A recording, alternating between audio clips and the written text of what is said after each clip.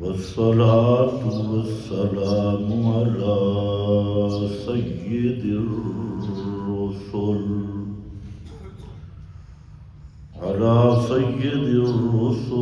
وخاتم الأنبياء.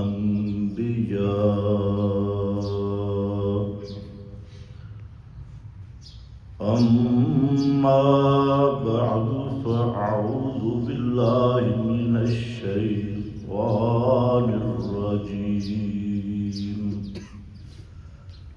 بسم الله الرحمن الرحيم.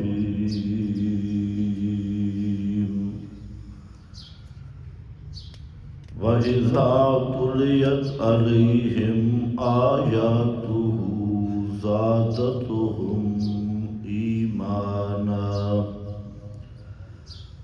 سبحان ربك رب العزة عما يصفون وسلام على المرسلين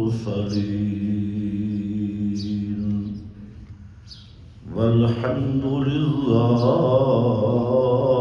رب العالمين.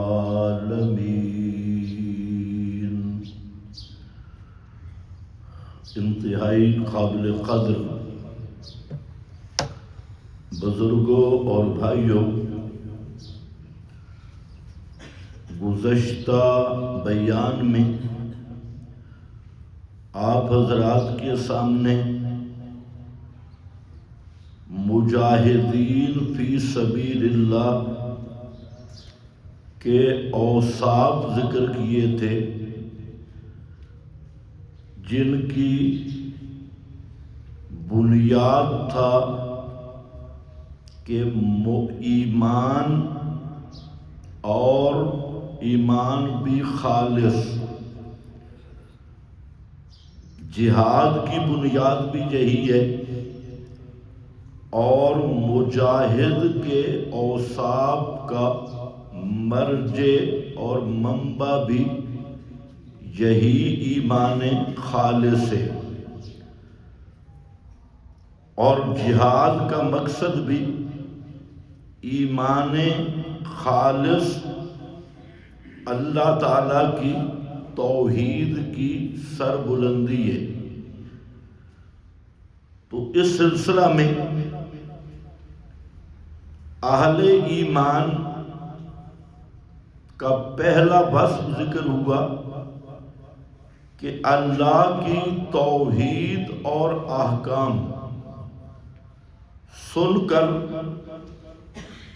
ان کے دلوں پہ لرزہ طاری ہوتا ہے اور اللہ کی محبت اور خشیت کا احساس ہوتا ہے۔ دوسری شان اہل ایمان کی کہ قرآن کی آیات سن کر ان کے ایمان میں تر و تازگی آتی ہے اور ایمان بڑھ جاتا ہے۔ زادتہم ایمانا،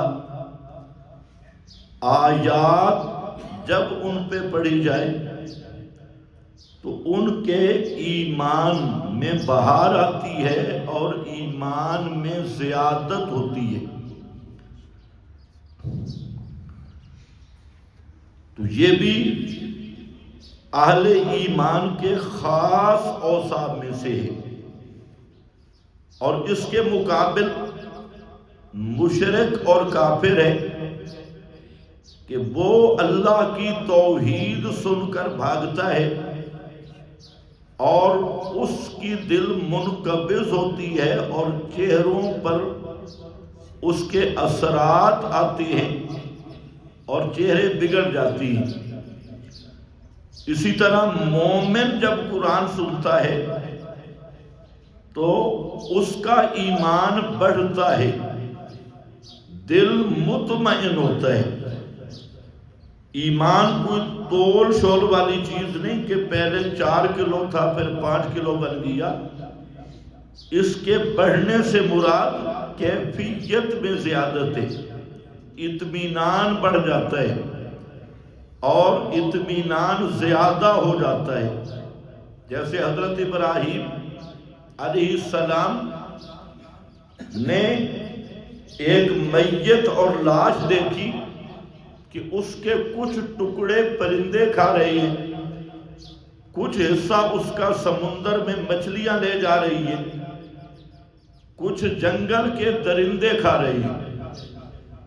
تو حضرت ابراہیم نے سوال کیا، رب آرینی کیف تحیی الموتی، اللہ مجھے دکھا دے کہ مردے کیسے زندہ کرے گا،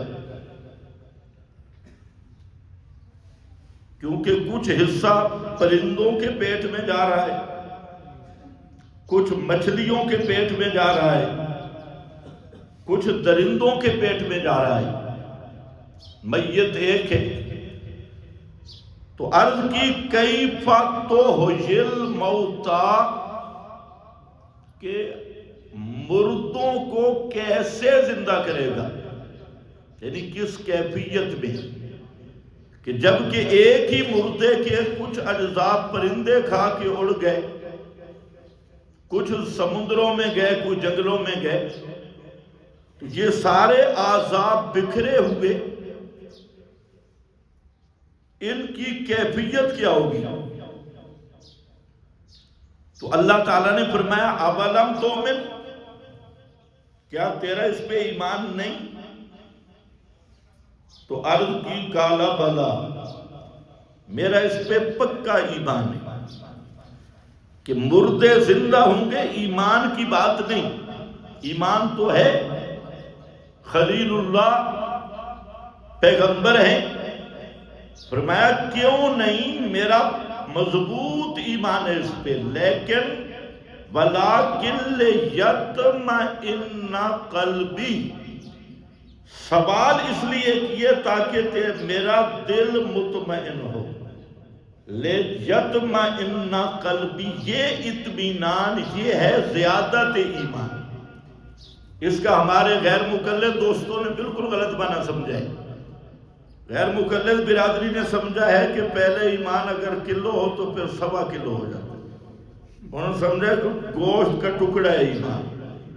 یہ کیفیات ہیں، یہ بڑھتی ہیں اور اطمینان بڑھتا ہے۔ وَلَٰكِن لِيَطْمَئِنَّ قَلْبِي، میں نے سوال اس لیے کیا تاکہ میرا دل مطمئن ہو جائے۔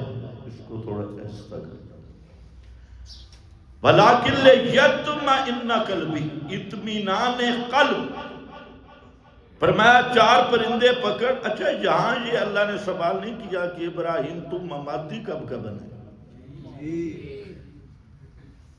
کیونکہ ایک وہ برادری بھی ہے کہتے ہیں مردے زندہ پڑے، سنتے بھی ہیں دیکھتے بھی، تو پھر تو سوال ہی نہیں بنتا۔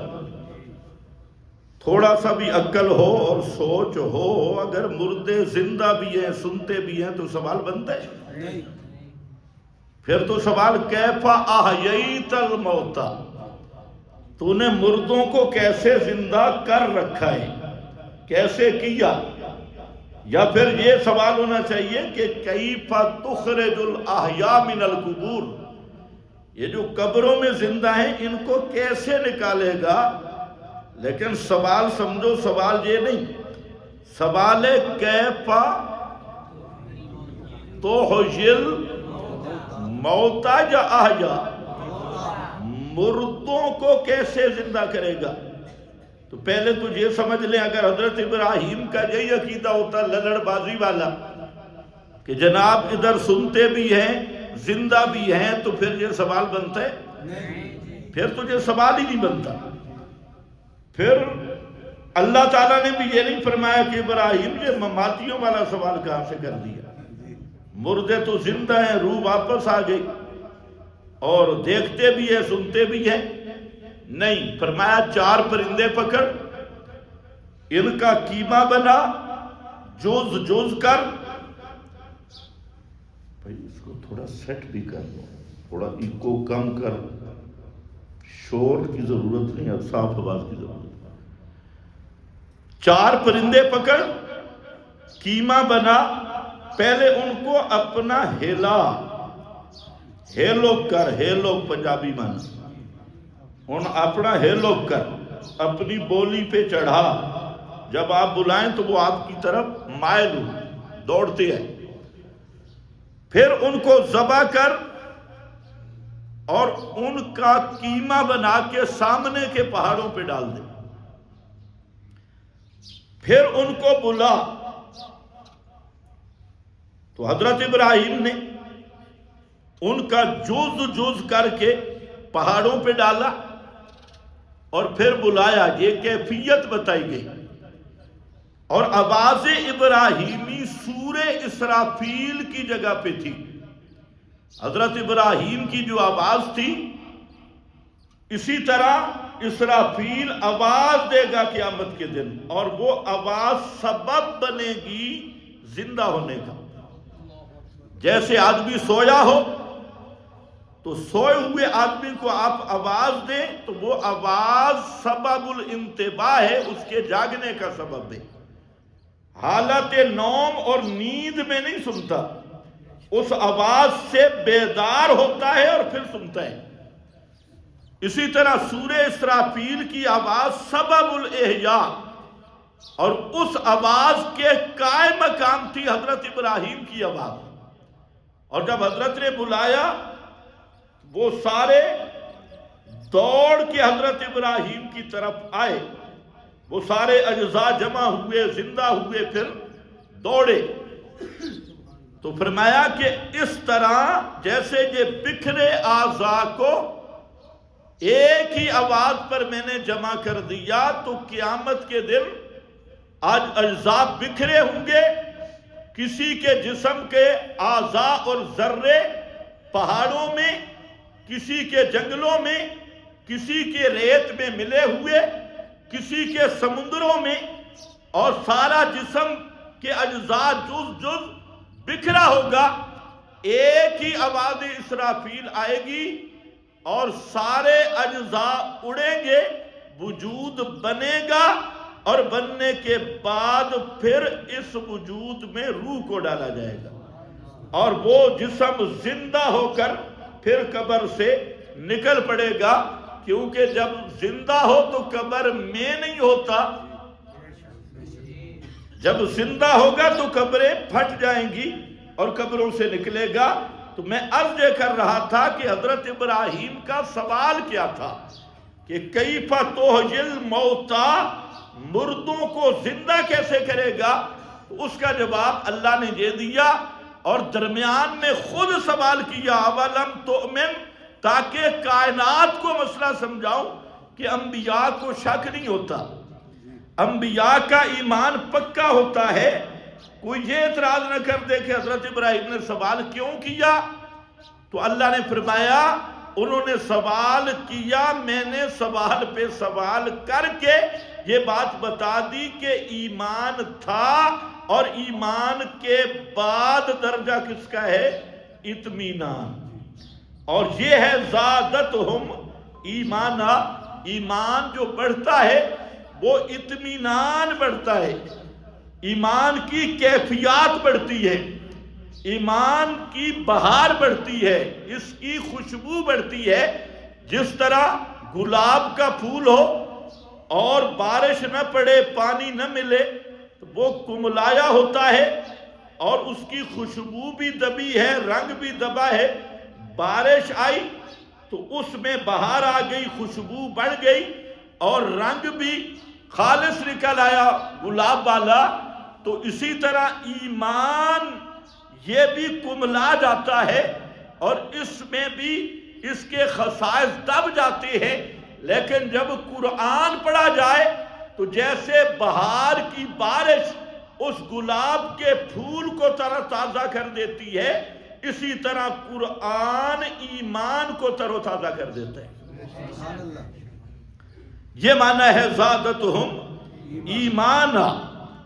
اور پھر یہ بھی یاد رکھو کہ دعوت محمدی وہ ہے ہی ایمان بالقرآن کی دعوت، کہ قرآن پہ ایمان لاؤ، یہی مضمون جو سورہ انفال کا ہے اور بھی کئی مقام پہ آیا، سورہ بقرہ کی ابتدا میں یہی مضمون ذکر کیا، فرمایا ذالک الکتاب لا ریب فیہ ھدی للمتقین الذین یؤمنون بالغیب۔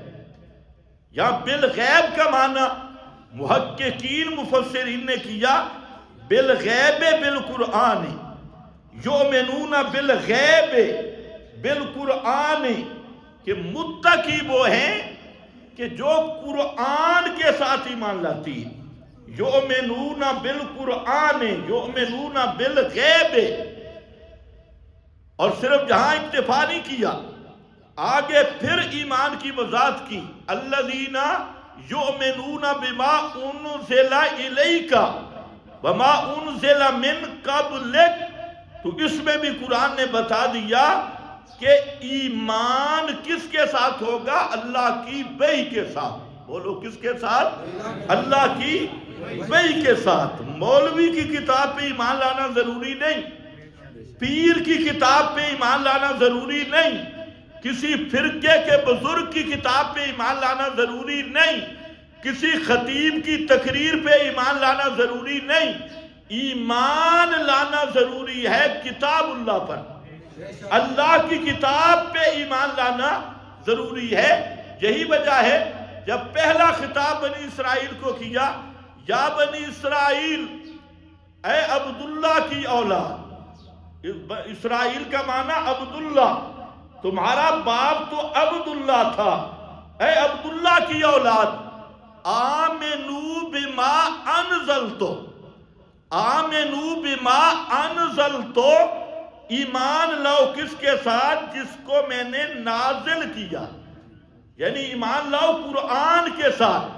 یہود کو کہا گیا، اور اسی سورہ بقرہ کے آخر میں آمن الرسول بما انزل الیہ من ربہ، آمن الرسول، رسول محمد مصطفیٰ خود بھی ایمان لایا کس کے ساتھ؟ بما انزل الیہ من ربہ، قرآن کے ساتھ محمد مصطفیٰ بھی ایمان لائے، والمؤمنون، اور ایمان والے بھی ایمان لائے کس کے ساتھ؟ بما،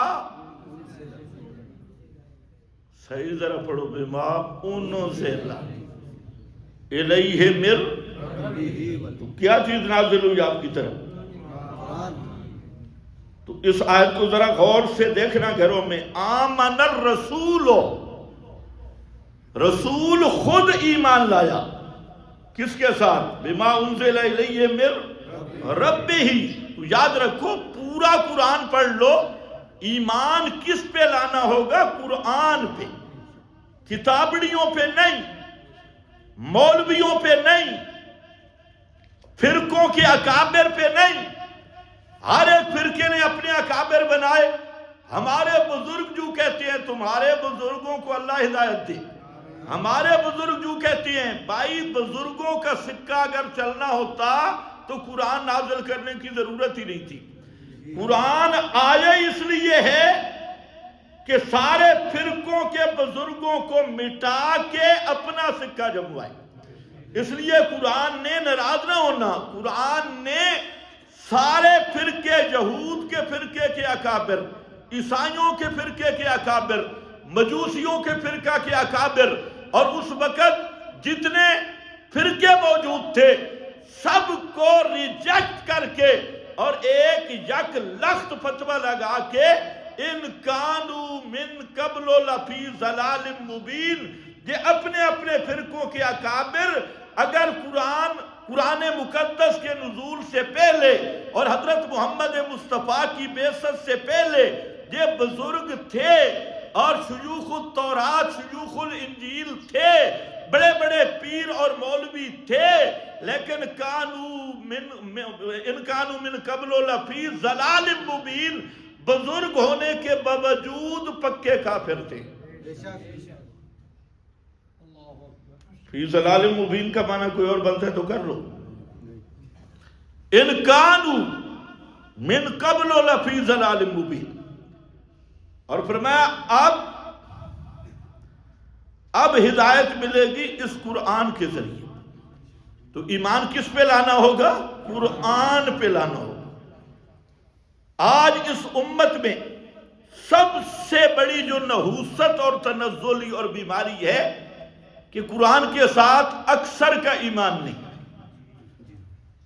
بزرگوں کے ساتھ ایمان ہے، اپنے پیر کا وظیفہ ساری رات پڑھے گا، اپنے بزرگ کی کتاب سراہنے کے نیچے رہے گی، اخبار پڑھے گا، سوشل میڈیا پہ سب کچھ بکواس سنے گا، کرے گا، لیکن اللہ کی کتاب کے قریب نہیں جائے گا اور قرآن کو سمجھنے کی کوشش نہیں کرے گا کہ یہ قرآن آیا، یہ اللہ کا پیغام کیا کہہ رہا ہے۔ اور یاد رکھو، اگر ترجمہ ہی شروع کر دو نا تو کبھی ایمان کے معاملے میں آپ گمراہ نہیں ہوگے۔ یہ قرآن نری ہدایت ہے، لیکن نیت یہ ہو کہ یہ اللہ کا کلام، اس کو میں مانوں گا، اس کا ترجمہ شروع کر دو۔ تو ایک رکوع ترجمے کے ساتھ قرآن مقدس کو دیکھنا شروع کرو، اور پھر دیکھو کہ قبر پرستی کے فرقے اور جتنے گھوڑا پرستی کے فرقے، جتنا شرک بدعت ہے، وہ تو ترجمے سے ہی اڑ جائے گا۔ لیکن اس طرف توجہ ہی نہیں، ہر طرف توجہ ہے لیکن قرآن کی طرف توجہ نہیں۔ اس امت نے قرآن کو چھوڑ دیا، اور یہی قرآن کو مہجور بنانا ہے، اور عام نہیں، مدارس میں قرآن نہیں۔ یہ جو بڑے بڑے شیوخ الحدیث بیٹھے ہیں، اکثر کا یہی حال ہے کہ مدرسے میں قرآن نہیں، اگر ترجمہ ہی پڑھانا ہے تو معارف القرآن کو دیکھیں گے، یا جلالین دیکھیں گے، یا بیضابی کے حروف مقطعات پہ سال ختم ہو جائے گا، بیضابی کے حروف مقطعات اسی پہ باسیں اور فن چل رہا ہے، اور جلالین کی گپ شپ پہ کوئی کدھر سمجھتی ہے ہم بڑے مفسر ہیں۔ کسی سے پوچھو جی 50 سال سے بڈھا جلالین پڑھا رہا ہے، آتا بسم اللہ کا معنی ہی نہیں، کیونکہ سیوطی نے لکھا ہی نہیں، اس نے بات ہی نہیں کی۔ تو بسم اللہ کا معنی بڈھے شیخ الحدیث کو نہیں آتا، غلط معنی کرتے۔ الحمدللہ کا معنی نہیں آتا، الحمدللہ کا لفظ آئے گا تو یہ لغت میں پھرتا ہے، هو الثناء باللسان، خدا تمہیں ہدایت دے۔ تمہیں پتہ نہیں کہ قرآن میں حمد کیا ہے؟ تو سب سے پہلی چیز جس کی طرف توجہ کی ضرورت ہے نجات کے لیے، ایمان کے لیے، وہ قرآن کی طرف رجوع ہے۔ جب تک قرآن مقدس کی طرف رجوع نہیں کرو گے، ایمان نصیب نہیں ہوگا۔ تو ایمان ہے ہی قرآن کے ساتھ، اور پھر اذا تلیت علیہم آیاتہ زادتہم ایمانا، ایمان بنانے والی کتاب بھی قرآن، اور ایمان بچانے والی کتاب بھی قرآن۔ جیسے وہاں تھا نا وَلَٰكِن لِيَطْمَئِنَّ قَلْبِي، قرآن کے بارے میں کیا؟ اَلَا بِذِكْرِ اللَّهِ تَطْمَئِنُّ الْقُلُوبُ، تطمئن، یہ بہت زیادت ہے، بِذِكْرِ اللَّهِ، بے کتاب اللہ، اللہ کے قرآن سے دلوں کو اطمینان نصیب ہوتا ہے۔ اور یہ وہی اطمینان ہے جو حضرت ابراہیم کو اللہ نے مشاہدہ کے ذریعے نصیب کیا، اور یہ وہ بھی معجزہ تھا، اور یہ قرآن مقدس یہ پورا معجزہ ہے محمد مصطفیٰ صلی اللہ علیہ وسلم کا۔ حضرت ابراہیم کا معجزہ وہ پرندوں والا تھا، لیکن وہ وقتی معجزہ تھا، انہوں نے دیکھا ختم ہو گیا، لیکن یہ قرآن مقدس یہ وہ معجزہ ہے جو قیامت تک ہدایت کا مرکز باقی رہے گا۔ نبی کریم علیہ السلام نے فرمایا، اللہ نے ہر نبی کو معجزے دیے ان کی شان کے مطابق، لیکن یہ مسئلہ ذہن میں رہے، معجزے میں اختیار نبی کا نہیں ہوتا۔ یہ جاہلی مشرکوں کا نظریہ ہے کہ معجزہ نبی کے اختیار میں ہوتا ہے۔ معجزے میں اختیار کس کا ہوتا ہے؟ صرف اللہ کا۔ پیغمبر کریم بیٹھے ہیں، پانی ختم ہو گیا، 1400 صحابہ ساتھ تھے، پیاسے ہیں، وضو کرنا ہے، غسل کی ضرورت ہے، حدیبیہ کا مقام ہے۔ تو نبی کریم علیہ السلام نے ایک برتن میں اپنا ہاتھ مبارک ڈالا اور دعا کی۔ کیا کی؟ دعا کس سے کی جاتی ہے؟ جو خود مختار کل ہو وہ دعا کرتا ہے؟ اللہ سے مانگ رہے، آپ دعا کر رہے ہیں تو آپ کی انگلیوں سے پانی کے چشمے جاری ہو گئے۔ حدیبیہ کا کنواں بھر گیا۔ حضرت انس کہتی ہیں کہ صحابہ نے پیا، سواریوں نے پیا، وضو کیا، جن کو غسل کی ضرورت تھی غسل کیا، اور فرماتی ہیں کہ اگر 1,00,000 آدمی بھی ہوتا نا تو پانی پھر بھی ختم نہ ہوتا۔ لیکن وہی پیغمبر کریم صلی اللہ علیہ وسلم بیٹھے ہیں، نماز کا وقت آ گیا، پانی نہیں۔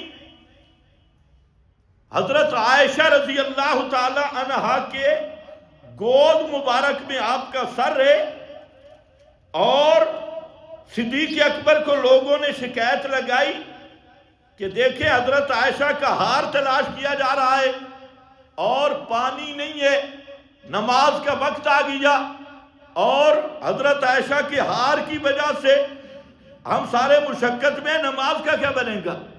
تو حضرت صدیق اکبر حضرت عائشہ کے پاس آئے اور پیار کے رنگ میں تھوڑا ڈانٹا بھی صحیح کہ تو نے کیا کیا؟ پیغمبر کریم سوئے ہوئے تھے، حضرت عائشہ کی گود میں سر مبارک رکھ کے۔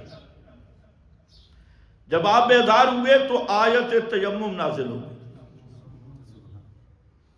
آپ سمجھے کیا ہے؟ پانی اپنے اختیار میں، اگر پانی اپنے اختیار میں ہے تو پھر صحابہ پریشان کیوں تھے؟ اور پھر نماز کا جب وقت آیا خود پیغمبر بھی پریشان ہوئے کہ پانی نہیں۔ پریشان وہی ہوتا ہے جس کی طاقت و اختیار ہو۔ نہیں، وہاں رب نے چاہا تو انگلیوں سے پانی کے چشمے جاری کر دیے، اور یہاں آیت تیمم نازل ہو رہی ہے کہ تیمم کر لو، اور تیمم تب ہو سکتا ہے کہ پانی پہ قدرت اور اختیار نہ ہو۔ اگر پانی کے استعمال پہ قادر ہو اور اختیار ہو تو پھر تو تیمم ہے ہی نہیں۔ تیمم تب ہے کہ پانی اختیار میں نہ ہو یا استعمال کرنا مشکل اور متعذر ہو۔ تو بہرحال معجزہ نبی کے اختیار میں نہیں۔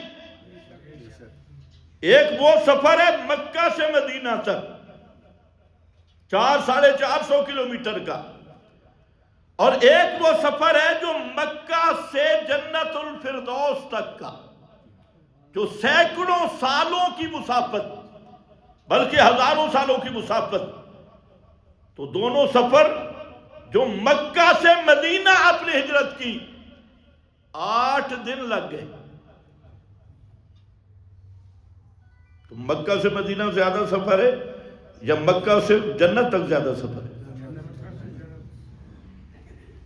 اور جو مکہ سے جنت تک کا سفر تھا اس میں کتنا عرصہ لگا؟ سبحان الذی اسریٰ بعبدہ لیلاً، رات بھی پوری نہیں، رات کا بھی ایک حصہ جنت سے جاگتے ہوئے جا کے واپس تشریف لائے۔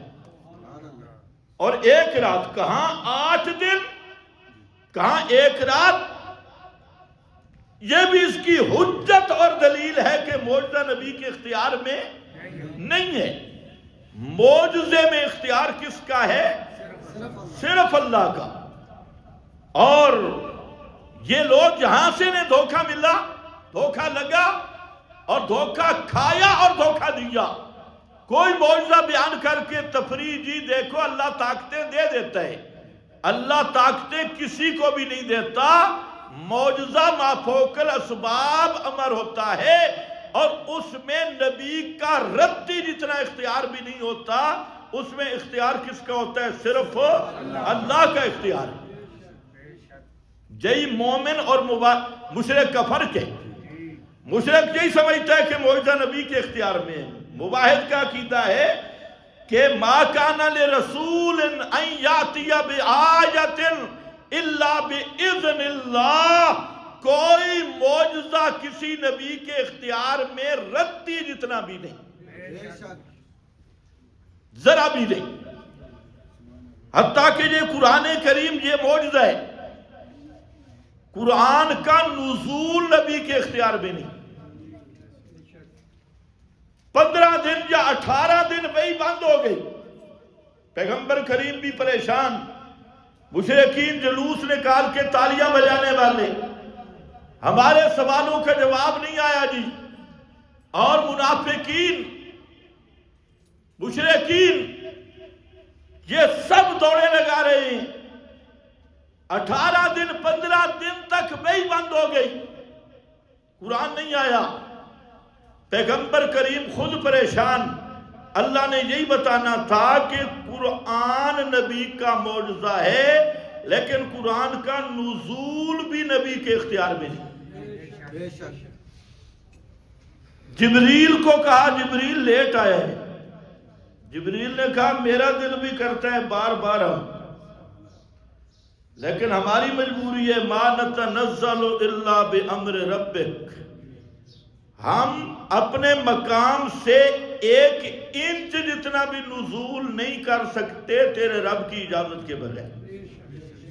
ما نتنزل الا بامر ربک، یہ عقیدہ صاف کر لو، معجزات برحق۔ ایک وہ پارٹی ہے جو معجزات کی منکر ہے، اور ایک وہ ہے جو معجزات کو نبی کا اختیار سمجھتی ہے۔ دونوں ملحد اور گمراہ ہیں۔ اہل سنت کا عقیدہ یہ ہے کہ معجزہ بھی برحق ہے، کرامت بھی برحق ہے، لیکن معجزہ میں نبی کا اختیار نہیں اور کرامت میں ولی کا اختیار نہیں۔ دونوں یہ اللہ کا فعل ہے، جب چاہے ظاہر کر دے،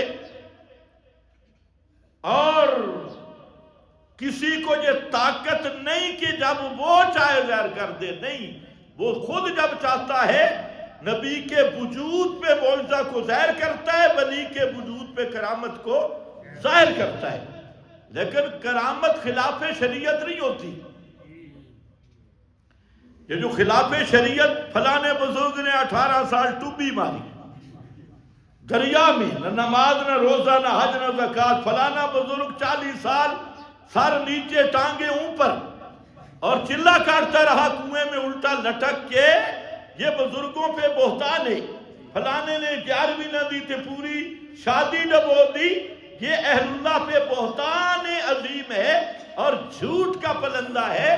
کرامت جو ہے یہ خلاف شریعت نہیں ہوتی، خلاف عادت ہوتی ہے۔ کیا لفظ ہے؟ خلاف عادت، خلاف شریعت نہیں، اور خلاف شرع ولی بھی نہیں ہوتا۔ اگر ولی کہو بھی صحیح تو مضاف الیہ اور بنے گا، وہ ولی الشیطان ہوتا ہے۔ ایک ولی اللہ ہے اور ایک ولی الشیطان، تو اس بات کو بھی ذہن میں رکھ لو۔ بہرحال میں اب یہ کر رہا تھا کہ قرآن کریم، اس پر ایمان لانا ہوگا، ایمان بنے گا بھی قرآن سے، اور ایمان کی بچاؤ اور بقا اور دوام بھی قرآن کریم کے ساتھ ہے۔